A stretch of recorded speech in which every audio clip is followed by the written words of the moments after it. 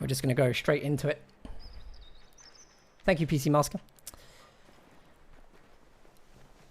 Okay, here we go. Well, it is the second day after the round robins we had yesterday. It is the World Championship 2019 tournament from Relic and Sega. What a huge event. Massive prize pool.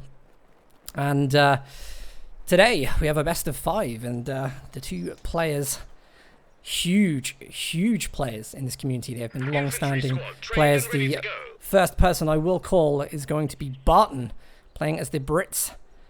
His opponent today is going to be the top streamer for this game, HelpingHans, playing as the Austere.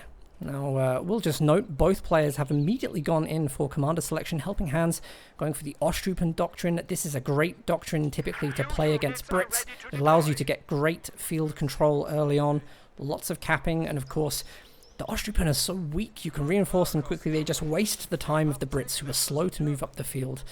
This has been a great strategy for Hans in the past. And then we look to Barton. Barton's already gone in with Royal Artillery Regiment. And this is, I think, amazing on this map because of the distance from the base to like the center of the map. Concentration barrage is really good. Artillery, I think, becomes a little bit more accurate because of the range. You don't have to worry about the indirect fire. Call in Valentine's. I like it already. But let's have a look at the start of the game. Hans has decided to go straight for the center VP. He did not elect to go for his fuel on the west hand side of the map, so decision there to not go for those resources early. I thought maybe he would be attempting to go for a decap. In fact, that hasn't happened, and really the Pioneers here, they could have cut off this early fuel from the Brits. Fully expecting Hans to go over and do that now, but here we go. Ostrupen and the MG42. You can see what the plan is here. They want to get that decap to stop Barton from getting resources on the right-hand side. Barton's been very clever here. He's already got his fuel supply coming in from the west. Left-hand side of the map. You see that? I think Hans hasn't been quick enough there.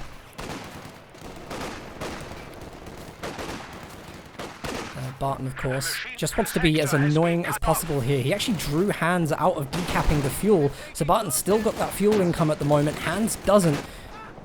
Universal Carrier has just hit the field for Barton. There was a successful decap of that strategic point, but it really means nothing in the early game.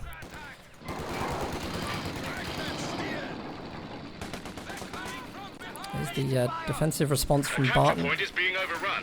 The Vickers in green cover, the Vickers on the Universal Carrier. Sorry, not upgraded yet. I'm always reminded of COH2 when I call this the Vickers. It is the Universal Carrier now.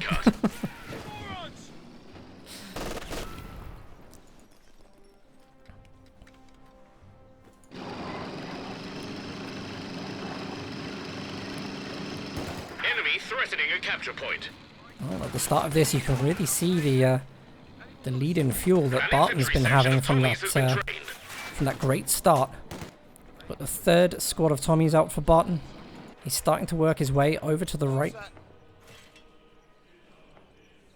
Great positioning of the Vickers there. I think he's really ready for flanking around the building, units to come in from the building. It's excellent position from Barton. Universal Carrier, there's the Vickers.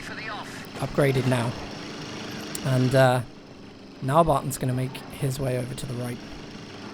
Your forces have constructed a platoon command post. Infantry firing at us, cheeky buggers.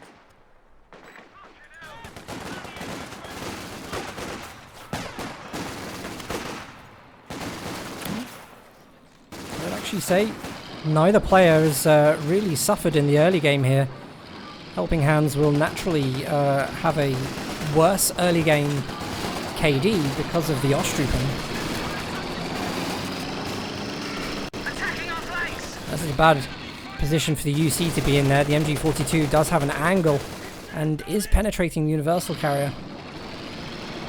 Will be forced to retreat.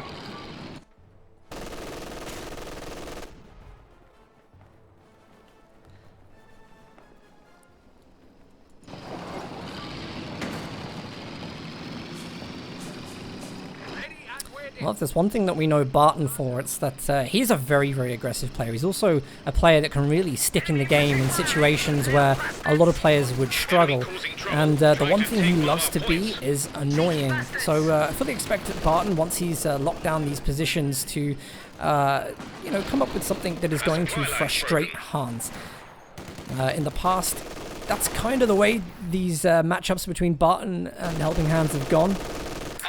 Construction to be ordered. Hans really always has this thing put on him where he has to keep his cool. Hans is perfectly capable of beating Barton hands down, but has to keep his cool. And Barton's job here is going to be to frustrate Hans as much as he can.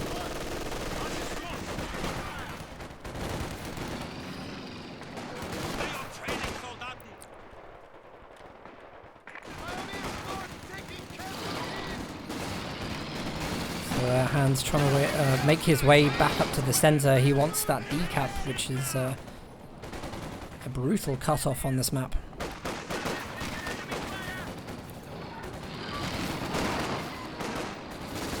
Of course, if Hans can lock down here, he will be denying Barton his fuel. It's very important right now. Barton did get that good lead in. We're fully expecting that once Barton hits 5 CPs, he will be relying on a call-in in the Valentine.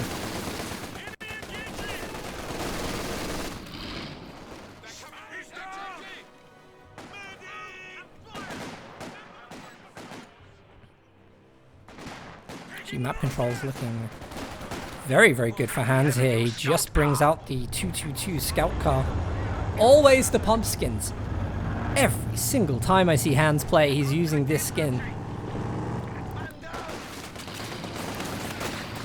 I believe it was Rita Rush who told me that this skin is an authentic Prussian skin. I'm going to be corrected here, but it is authentic. This is smart from Barton. He really expected that 222 was going to come out right now. He's trying to get the right angle with the 6-pounder AT gun. Just that universal carrier trying to be as annoying as possible, stopping Hans from getting double fuel there, and it is successful. Barton sees that there are no units on the western side of the map at the moment, so he's going to send Tommy's over there, but Hans is well on this. In fact, Hans very correctly predicted that. We do see a telemine here, just underneath where the scout car is at the moment. So when that Valentine does come in from Barton, there's the potential for chaos.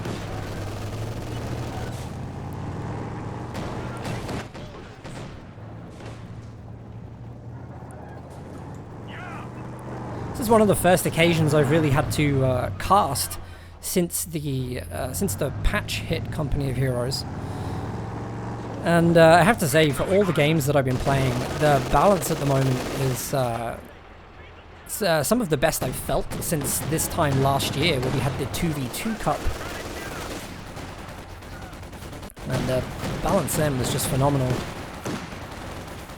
And of course things go up and down when you inject the game with new commanders and things like that, but I definitely feel the state it's in at the moment is very fair, promotes a lot of variety. Our opponents are seizing a sector. There's that 6-pounder. Actually, the 6-pounder was just in the middle of a setup there, so... Oh, it tries to get that first shot off. Scout car evades it. Hans is actually trying to look for the angle around the 6-pounder. I think he's just found it. But there is the AEC there. Barton, of course, just trying to avoid now. There's the... Oh, no. Gun critical on that scout car. Barton is trying to block it with the universal carrier.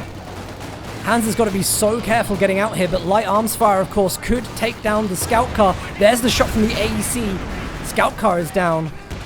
And I think that's the first significant loss of this game. Hans is going to be furious with that. Main gun crit is a really unfortunate thing to happen.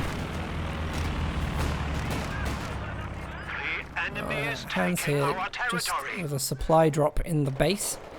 Going to get himself an AT gun, I think primarily with this, seeing that AEC. Our lines of supply are disrupted. Of course, let's be fair, Hans has a lot more map control, he's been gaining a lot more resources. So I don't think Hans is going to worry too much about the attacking situation here. Barton, I think, is using an attack move. Whoa! Sorry! Sorry! That was an entire infantry squad there. I think the bundle grenade was thrown by the Panzer Grenadiers over the hedgerow whilst the Pioneers were baiting. I didn't think anything was going to come of that, but I stand corrected. That's a difficult one for Barton. He's going to have to rebuild those, and he is. Another telemine here from Hans. He's been busy. Busy on that northern west side.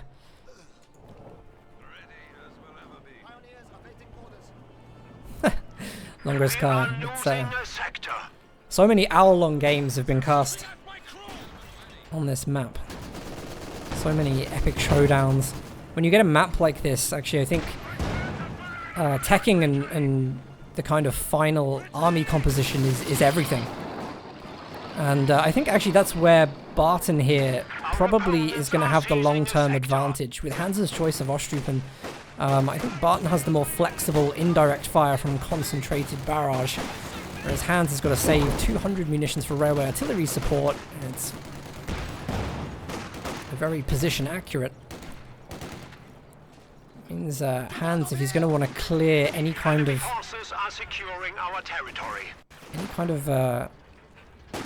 set up position that Barton has, he's probably going to have to look to some other form of indirect fire. The territory is out of contact.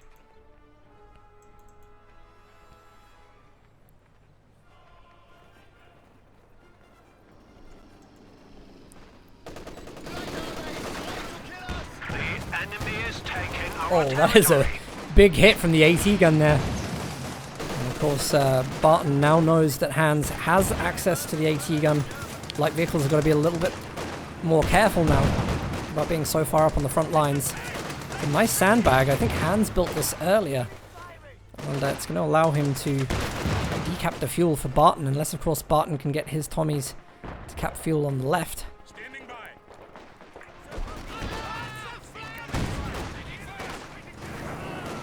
Of course the AT gun here, you can see it. There was vision from the Ostrupen. Concentrated barrage I think is going to be, yep it is, just over the victory point. Great way of clearing that area, and I think this is why it was a sensible choice from Barton. Being able to remove Hans from the area like that, so that he can go and clear up. Now, dangerous here for Barton. He's going to cap this fuel. Of course, you see Hans. He's running up units on the retreat path at the moment. Panzer Grenadiers there. And this can be... this can end up a squad wipe, depending on how much damage gets done here from the Panzer Grenadiers. I think that's a safe enough retreat. You see the mines? Hans trying to be really... really quick here. Can he get it in time? I think he will. He's got to be careful of his own men. The enemy is attempting to steal our sector.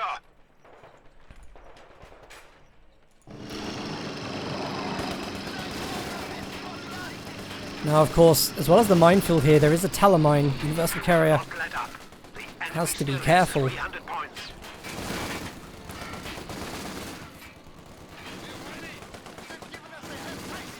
There's the third star of veterancy. Oh! Oh! This Universal Carrier has had an amazing, amazing couple of escapes already in this game. We're only 15 minutes in, and this is not the first time we've seen the UC escape like that. Now, here's the Valentine. Immediately going to hit a telemine. And this is not wise of Barton.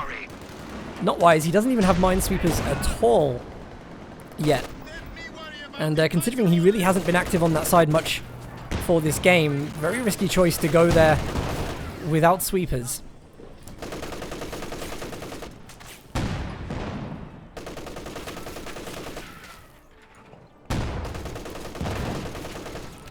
Let's have a quick look at Hans and his teching here. He's up to tier 3 at the moment, so potential of a Panzer IV. Ready as will ever be.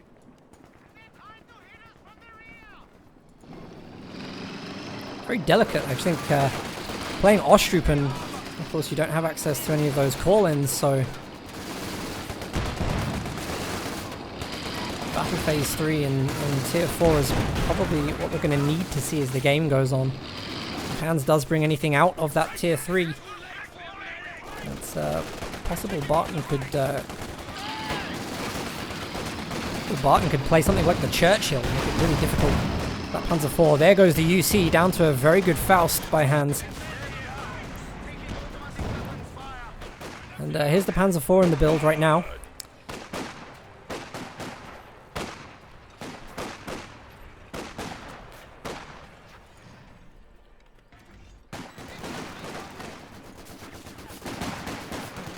Enemy forces are securing So our a quick look at how it's going.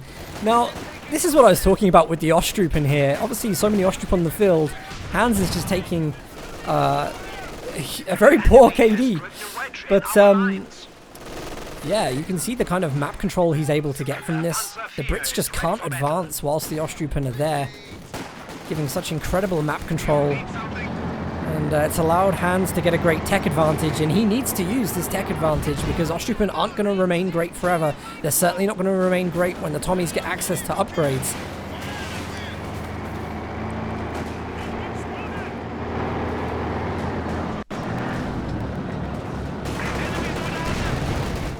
That's it, you get that hay bale. Which, for some reason, I have still not, in 5 years, understood why that is green cover.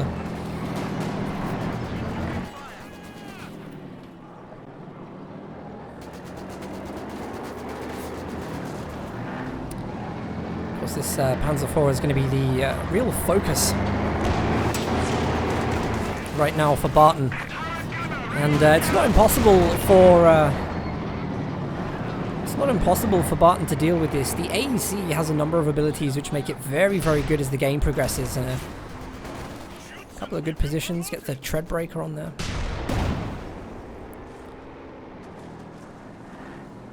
Definite opportunities to keep the Panzer IV at bay. Really, we're just looking at what is Barton's next tech going to be. He's just going for company command post right now. I think it'll be very telling whether he decides to go hammer or anvil first. Whether he decides to get something like the Cromwell to deal with this Panzer IV immediately. I think he'd definitely have an advantage if he could get something like the Churchill out on the field, but trying to get that amount of fuel from this position is going to be tough. He's going to have to make some serious decisions here. AC has to be careful. Pop smoke. Oh, this is tense. That smoke definitely saved that AC from taking the remaining two the remaining two Shrek shots. Work to construct a new company command post is finished. Engineers finished. Repair complete.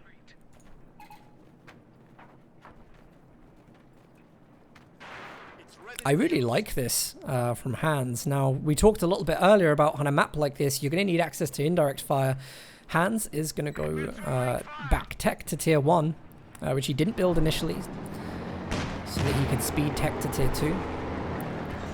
And now he's going for the indirect fire in the mortar. Really, really good idea, I think. A fresh mortar crew has arrived.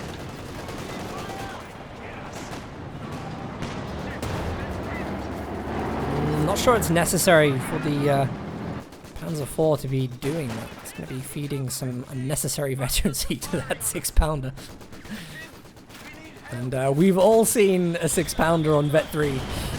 We do not want to give that to Barton.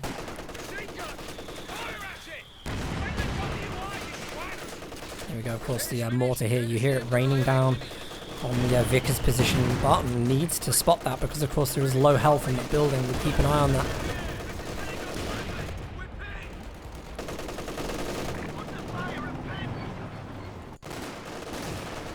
And there it is, finally spotted by Barton. Vickers in the center, taking a huge suppressive fire there. Not able to cap, not even able to defend the center. And here we go. Barton here retaliates with a concentrated barrage. And again, it's just a great doctrine for this. Longoskaya is not the biggest map. Like I said, Barton is going to go from mortar pit. Our capture point. They're trying to take it. So I think Barton here understands the threat of the mortar. 200 points remaining. The enemy are attacking. And if anything, this mortar is going to at least focus Hans' fire. This is a huge grenade! Barton loses! loses the sappers! And nearly loses the second squad. How did he miss that? Barely even breathe then. Barton very lucky not to lose both squads to that bundle grenade. It was a huge moment. Under attack. I have to replace the sappers. Of course, this mortar pit, I think the idea was maybe to draw the mortar fire from Helping Hands to create a focus point where this could just be braced and just take the fire, allow the MGs a bit more security. However, that is not the case. It's being targeted by AT guns and the mortar. Brace is going to wear off by the time that mortar begins barrage again. There's another concentrated barrage from Barton, just trying to stop any units getting within range of the mortar pit. Of course, as we see here, Helping Hands has his mortar firing. There's the counter fire from the British mortar pit.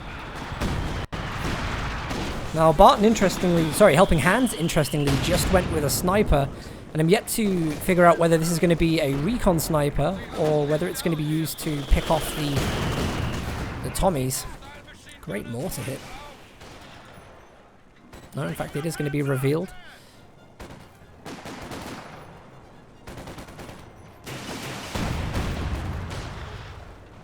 Now, I do want to compliment, actually, the sniper, I think, is a brilliant strategic choice, because Helping Hands knows that one of the things that Barton's going to want to do is to climb up to a tank that Tier 3 can't really handle. And by harassing the manpower, just picking off models like this, constantly forcing Barton to retreat and reinforce, it's going to make the Ostrupen more powerful because they're going to have less to fight against. And it's going to stop and stall Barton's climb to a late game vehicle. We're only just waiting now for Hands to unlock railway artillery in 2CP, and then it's going to be able to do some serious damage to the mortar pit.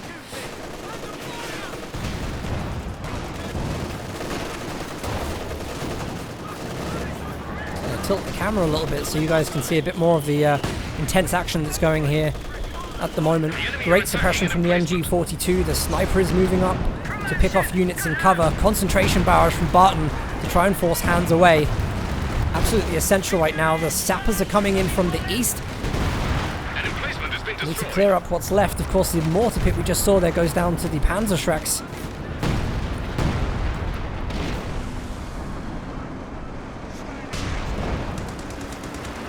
130 VPs for Barton in our game one.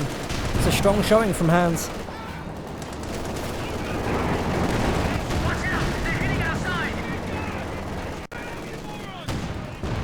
Of course, Helping Hands, I did notice before this game, had spent all morning warming up, playing Foxhole. And is in surprisingly good warm-up form.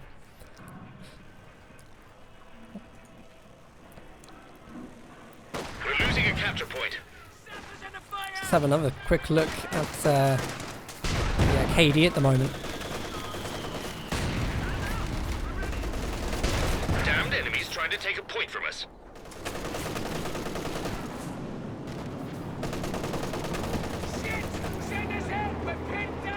Well, this is a tough situation for Barton. He is getting wrangled up there on the right-hand side. And without that big tank to carry him... Oh no! Another squad fight!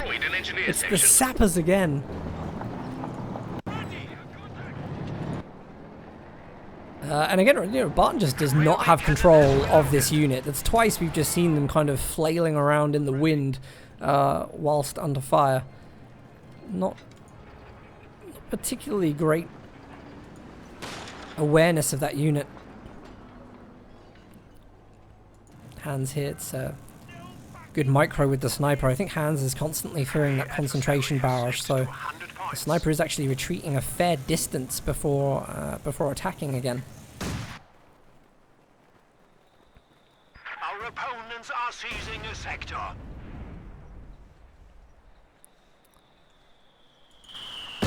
Barton, of course. Let's check out Barton's teching at the moment. Now, he hasn't gone for anvil or hammer.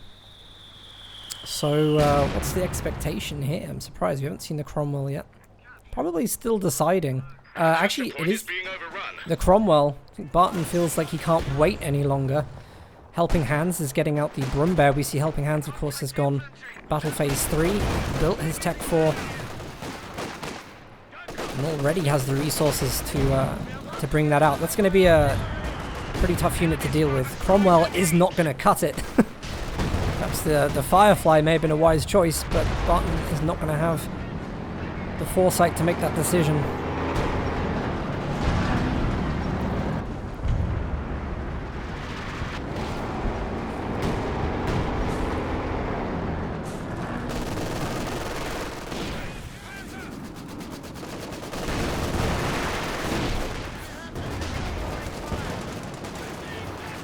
Oh, no, this is interesting. Railway artillery has been called here. Barton is a little bit slow to react. This could be huge.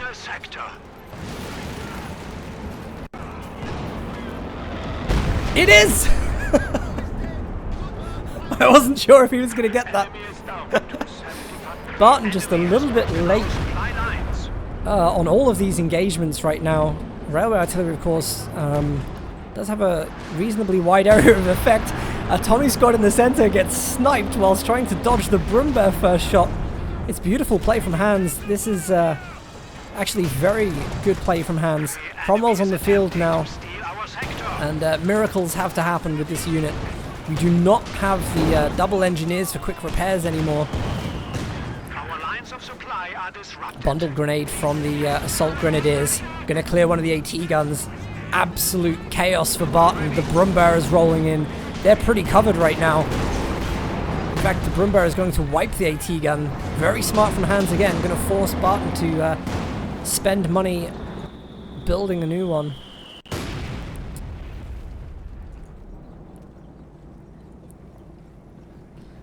I can't help feeling that, yes, you know, this has been a fantastic showing from Helping Hands. He's played his Ostrupen strategy, which I think he built in 2017? Perfectly to counter Brits. He's played it to the point. Done incredibly well. But I can't help feeling sorry for the guy, because you really don't want to rough Barton up in game one.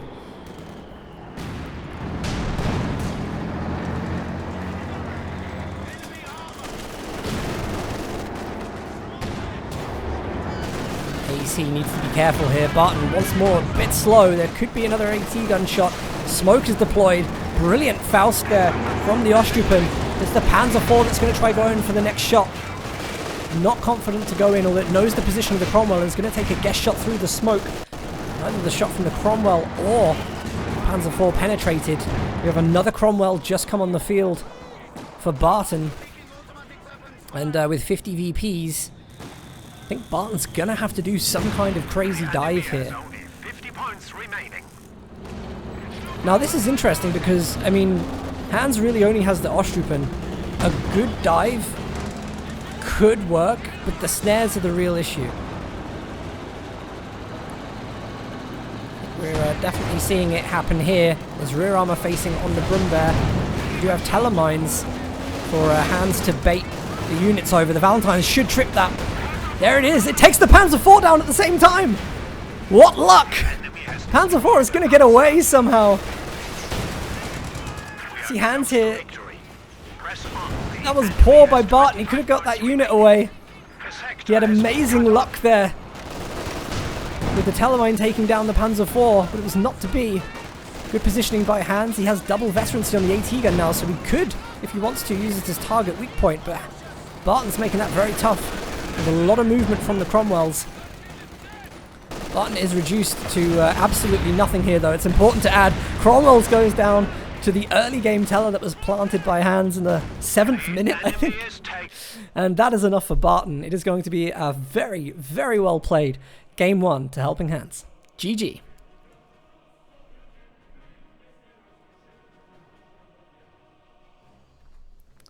Total anticlimax. We don't have a stinger, so I can't take a little bit of a breather after the game. Let's see if we can have a look at some stats, actually.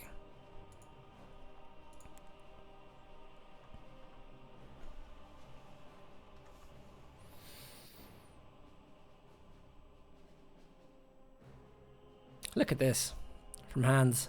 2 Ostroupen squads produced. They were both Vet 3, both upgraded.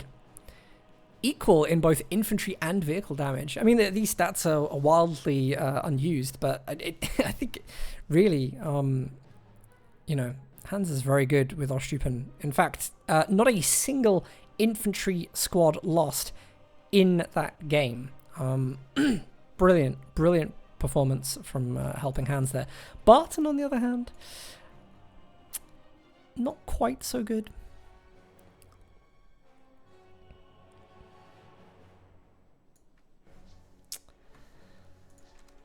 But hey.